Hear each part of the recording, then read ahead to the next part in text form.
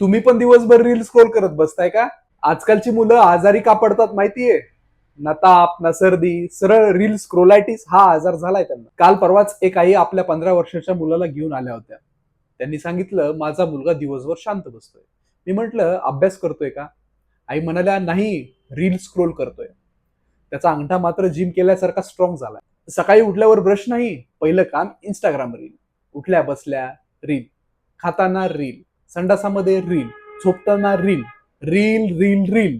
पूर्वी मुलं मैदानात धावायची, आता कमेंट सेक्शन मध्ये भांडतात.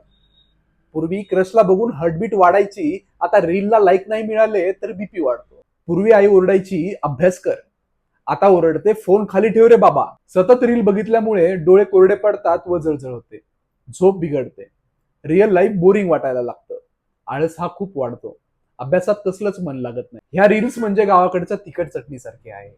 थोडी खाल्ली तर मजा वाढते, पण दिवसभर खाल्ली तर पोट बिघडणारच ना. आई बाबांनो लक्ष द्या, मुलं आता खेळून दमून झोपत नाहीयेत, रील स्क्रोल करून मेंदू थकून झोपतायत. आणि मुलांनो, रील बघणं चुकीचं नाहीये, पण स्वतःचं लाईफ रील सारखं बनवायचं की रिअल हिरो व्हायचं हे तुमच्याच हातात आहे. फोनमध्ये रील कमी, पण आयुष्यात रिअल मुवमेंट जास्त ठेवा. नाहीतर उद्या आम्हा डॉक्टरांनाच लिहून द्यावं लागेल, दिवसातून 2 वेळा फोन बंद करा, नाहीतर तुमचा ब्रेन हँग होईल. तुमचा स्क्रीन टाइम किती आहे प्रामाणिकपणे सांगा. रील ऍडिक्ट मित्राला शेअर करा. अशा नवनवीन व्हिडिओसाठी लाईक करा, शेअर करा, सबस्क्राईब करा व कमेंट करायला विसरू नका. धन्यवाद.